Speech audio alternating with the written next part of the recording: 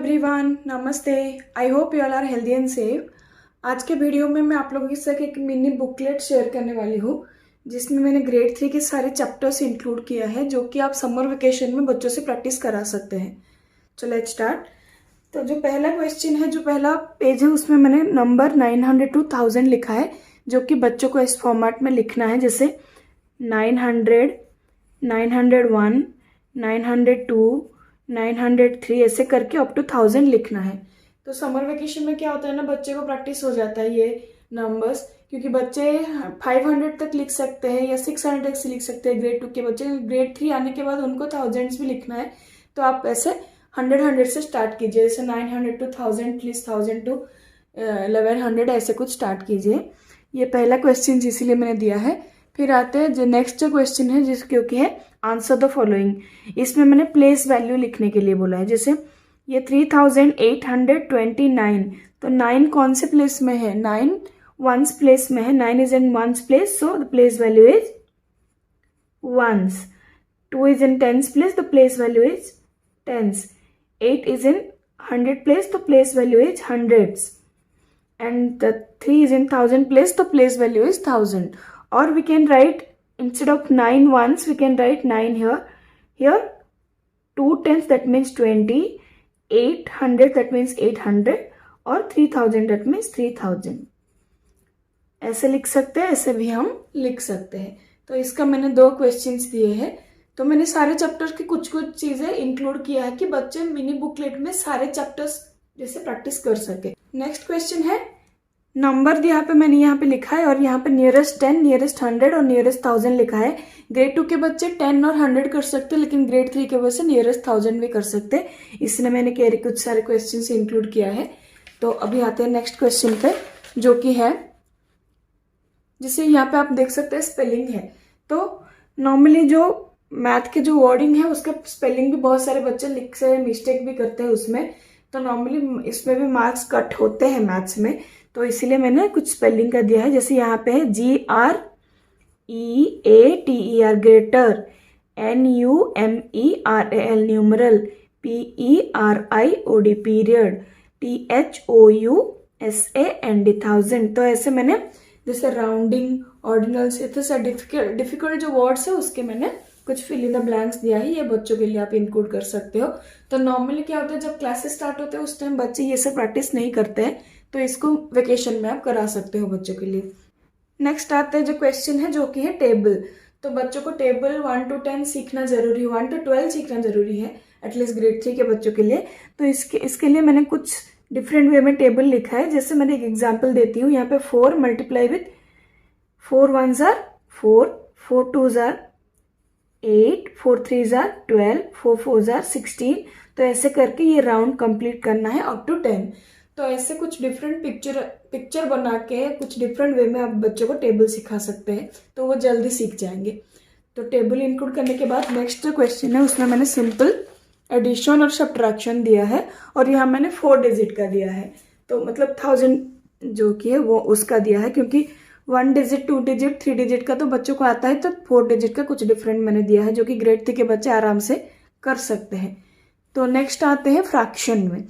तो मैंने फ्रैक्शन में जैसे right the fraction for each shaded part. तो यहाँ पे एक जो डायमंड है वो डिवाइड हुआ है 2 इक्वल पार्ट्स में, उसमें एक पार्ट शेडेड है, तो फ्रैक्शन क्या होगा?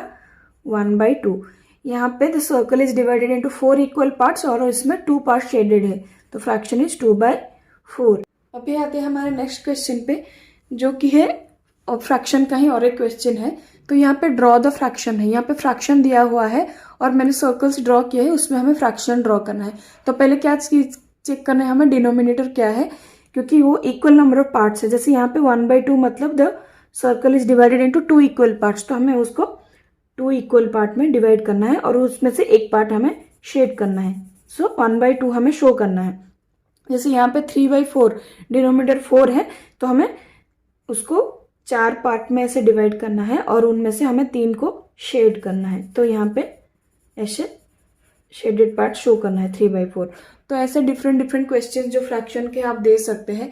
फिर आते हैं हमारे नेक्स्ट क्वेश्चन पे। जो नेक्स्ट चैप्टर मैंने कवर किया है वो है शेप्स एंड पैटर्न्स। तो यहाँ पे शेप के लिए मैंने कुछ ऑब्जेक्ट्स लिया है, लिखा है यहाँ पे। उसके बाद उसका शेप का नाम लिखना है, then number of edges, number of faces and number of corners लिखना है।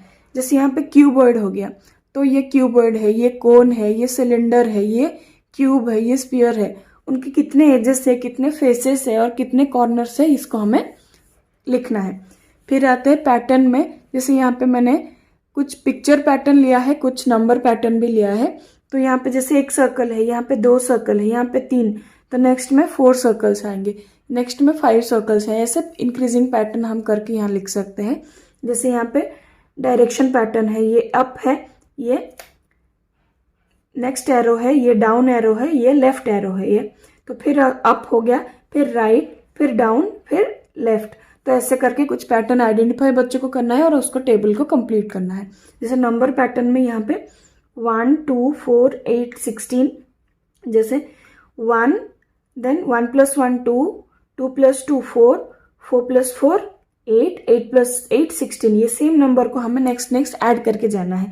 जैसे यहाँ 1 हो गया तो 1 + 1 ऐड किया, 2 को 2 + 2 4 किया, 4 + 4 8 किया, तो ये नंबर को प्लस 16 + 16 32, 32 + 32 पर नेक्स्ट ऐसे करके हमें जाना है।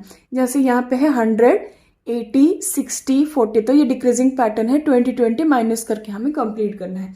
तो ऐसे कुछ शेप्स एंड पैटर्न का आप एग्जाम्पल देके मतलब बच्चों को प्रैक्टिस करने के लिए कुछ क्वेश्चन आंसर्स दे सकते हैं। अभी आते हैं नेक्स्ट क्वेश्चन पे, जो कि है सिमेट्रिकल। लाइन ऑफ सिमेट्री हमें ड्रॉ करना है। Circle the letter and that are symmetrical and draw the lines of symmetry. जो लेटर है जो सिमेट्रिकल है, जैसे जिसको हमें इक्वली 2 पार्ट्स में डिवाइड कर सकते हैं। जैसे ए, यहाँ पे अगर हमने लाइन दे दिया तो इसको इक्वली हम 2 पार्ट्स में डिवाइड कर सकते हैं। तो ये लेटर सिमेट्रिकल है, इसको हमें सर्कल करना है और लाइन ऑफ सिमेट्री ड्रॉ करना है। जैसे मैंने एक सपोज ले लिया जी, जी को हमें इक्वली 2 पार्ट्स में डिवाइड नहीं कर सकते, तो ये लाइन ऑफ सिमेट्री, ये सिमेट्रिकल नहीं है और इसमें लाइन ऑफ सिमेट्री ड्रॉ नहीं कर सकता। ऐसे अल्फाबेट में हमने कौन से लेटर जो कि है सिमेट्रिकल उसको हमें सर्कल करना है। तो ऐसे मैंने कुछ क्वेश्चंस इंक्लूड किए हैं।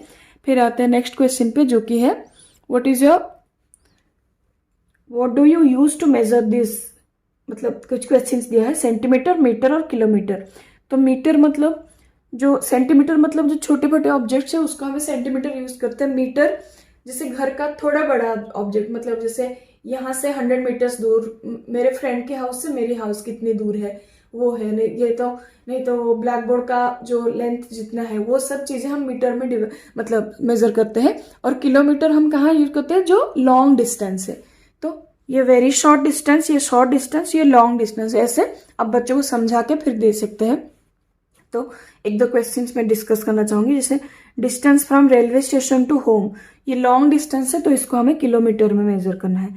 लेंथ ऑफ ए साड़ी, तो ये शॉर्ट डिस्टेंस है, इसको हमें मीटर में करना है। जैसे लेंथ ऑफ ए पेंसिल, ये तो वेरी शॉर्ट है, ये कितना है, ये हमें स्केल में मेजर कर सकते हैं और उसको हमें सेंटीमीटर में मेजर करना है। तो ऐसे कुछ क्वेश्चंस आप प्रैक्टिस के लिए दे सकते हैं। अभी आते हैं हमारे नेक्स्ट वर्कशीट पे, जो कि है वही, उसका मैंने कुछ क्वेश्चंस दिया है। इसका देखो, फिल इन द ब्लैंक्स। यहाँ पे केजी, ग्राम जो भी है मैंने इंक्लूड किया है। और जैसे 1 kg equal to dash gram plus 500 gram, 1 kg equal to 500 gram plus 500 gram, जो कन्वर्सन है उसको मैंने कुछ एग्जाम्पल दिया है। Dash is equal to 200 millilitre plus 200 millilitre plus 200 plus 250, तो 250 प्लस 250 500, ये दोनों मिला के 500, टोटल हो गया 1000 ml। तो ऐसे कन्वर्सन आप दे सकते हैं मीटर टू सेंटीमीटर। जैसे यहाँ पे 3 metre 25 centimetre is equal to dash centimetre, metre to centimetre, KG to gram, ऐसे कुछ क्वेश्चंस आप इंक्लूड करा सकते हैं। अभी आते हैं नेक्स्ट क्वेश्चन पे, उसका ही कुछ है। जैसे 5th month of the year, तो मंथ में जनवरी, फरवरी, मार्च, अप्रैल, मई, तो 5th मंथ क्या हो गया, मई हो गया। तो यहाँ पे हमें लिखना है। तो ऐसे कुछ ट्रिकी क्वेश्चन भी आप इंक्लूड कीजिए। 9 days आफ्टर जनवरी 11, तो कैलेंडर में जैसे 11 जब है उसके बाद 9 कैलेंडर लेके भी बच्चे कर सकते हैं, या काउंट करके ऐड करके भी कर सकते हैं। तो ऐसे कैलेंडर रिलेटेड भी कुछ वर्कशीट आप बच्चों के लिए प्रैक्टिस के लिए दे सकते हैं। अभी आते हैं नेक्स्ट क्वेश्चन पे, जो कि है क्लॉक का। तो मैंने कुछ क्लॉक्स ड्रॉ किया है, उसका टाइमिंग्स बच्चों को लिखना है।